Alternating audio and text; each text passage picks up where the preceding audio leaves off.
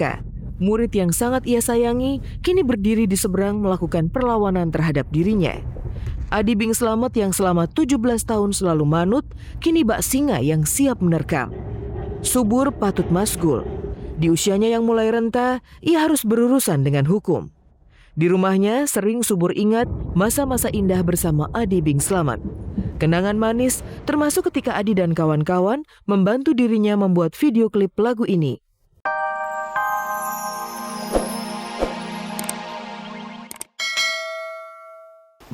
Biasanya Tegar di sini seringnya roti, tapi kalau di Pegadaian singkong. Tegar makan singkong aja biar nggak lupa Pegadaian. Pegadaian makannya kayak gini terus nih.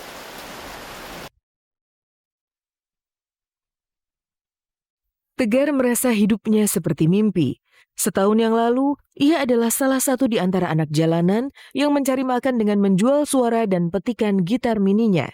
Tak ada label rekaman yang melirik, tak ada pemilik televisi yang mengundangnya untuk tampil.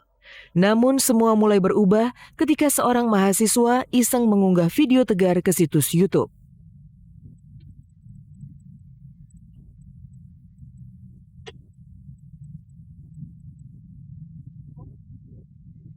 Tegar ini kan kebetulan beberapa sebelum di pertemuan saya ada mahasiswa yang iseng ngupload di pakai handphone, diupload di YouTube. Kebetulan waktu Tegar juara 1 nasional belum begitu signifikan, begitu kita fokus untuk di label, kita kerja sama-sama label, YouTube-nya begitu naik drastis.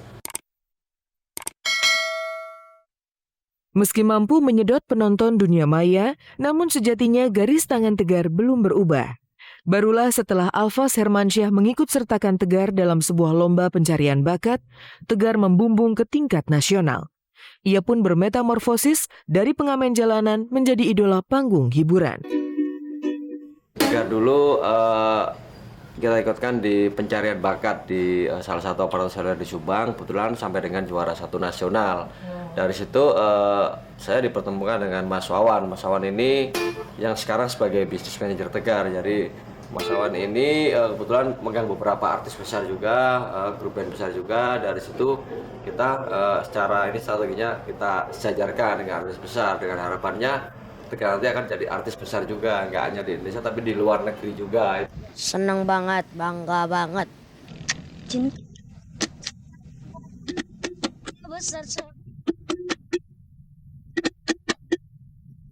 Mimpi yang sempurna. Ya, itulah ungkapan yang paling pas untuk perjalanan hidup Tegar.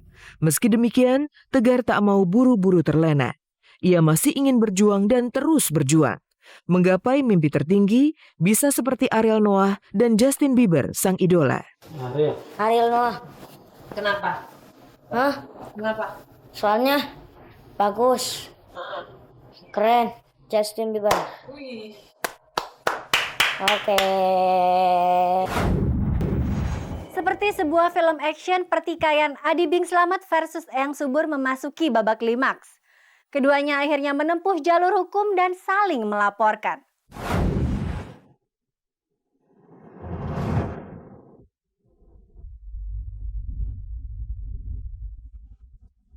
Adi Bing Slamet dan mantan pengikut Eyang Subur yang lainnya kini di atas angin. Fatwa Majelis Ulama Indonesia yang memutuskan bahwa Eyang Subur menyimpang dari ajaran agama memberi angin segar bagi Adi dan kawan-kawan untuk semakin gencar mendesak Subur. Kemarin, Adi CS bahkan langsung mendatangi Polda Metro Jaya guna melaporkan Subur karena dinilai telah melakukan penistaan terhadap agama. Subur itu telah melakukan pengamalan, pemahaman dan pengamalan ajaran Islam yang menyimpang.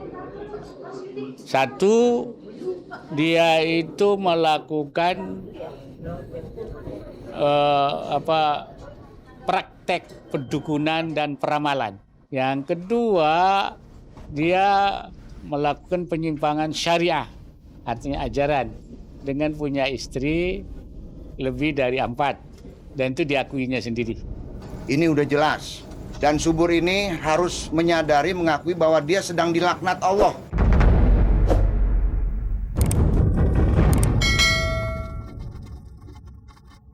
Meski kian tersudut, namun Subur pantang menyerah. Beberapa hari sebelumnya, Subur bahkan yang pertama-tama melaporkan Adi Bing Slamet dan teman-temannya. Tidak tanggung-tanggung, Adi CS dilaporkan ke Mabes Polri. Subur menilai murid kesayangannya tersebut telah mencemarkan nama baiknya. Adi juga dituding menjadi provokator yang membuat banyak orang memusuhi Subur. Mau meminta perlindungan hukum atau melaporkan secara pidana? Secara pidana. Siapa yang dilaporkan? Adi Bing Slamet CS. Yang pasti satu pencemaran nama baik. Pencemaran nama baik. Fitnah. Lalu, Fitnah. oke. Terus kemudian Perbuatan tidak menyenangkan. pasti perbuatan yang menyenangkan sama provokator ya. Subur itu pantasnya jangan lapor ke Mabes, ke Mangga Besar. Ya. Nah, kegedean lapor ke Mabes masalah beginian ya. Nah, ke Polda juga cukup kok. Ngapain ke Mabes, emangnya mau perang antar negara? Wocolok juga.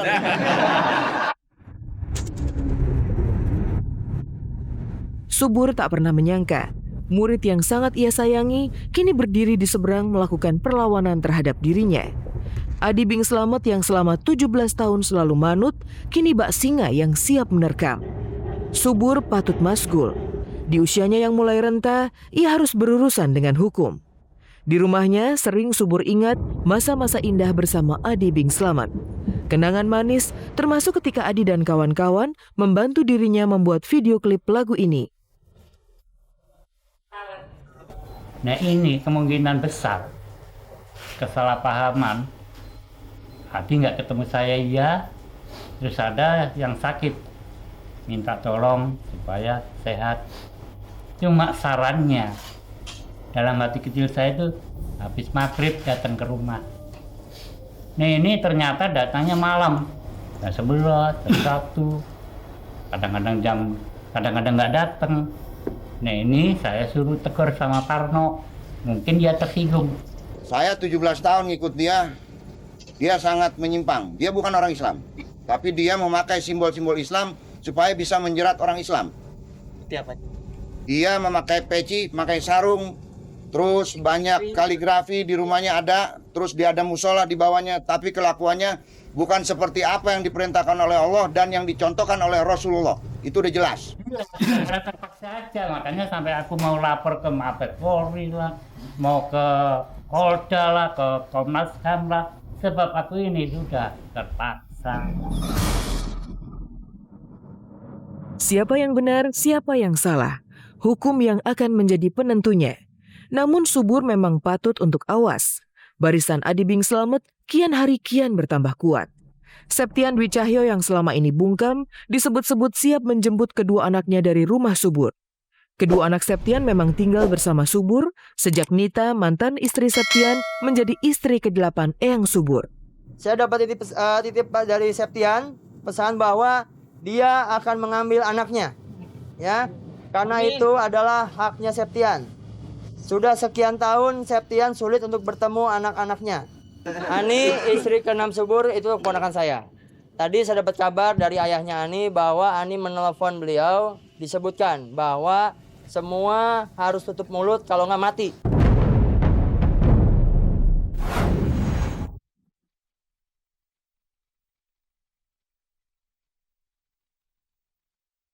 Untuk pertama kalinya dalam sejarah, timnas Belanda akan melawat ke Indonesia. 7 Juni mendatang, Van Persie dan kawan-kawan akan menantang timnas Merah Putih di Stadion Gelora Bung Karno. RCTI akan menyiarkan pertandingan timnas Belanda melawan PSSI, melawan timnas Indonesia tanggal 7 Juni di GBK. Dan senang sekali RCTI mendapat kesempatan ini karena pertama kali timnas Belanda datang ke Indonesia.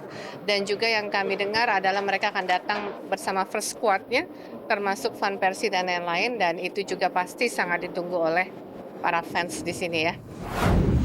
Berdiri di panggung dunia itu rasanya wow, luar biasa sekali ya. It's once in a lifetime experience. Berbagi cerita dan pengalaman, menjadi duta bangsa, itu suatu kebanggaan yang luar biasa. I believe it's every woman's dream. Kali ini, Indonesia yang jadi tuan rumahnya. Bring Indonesia's beauty to the world.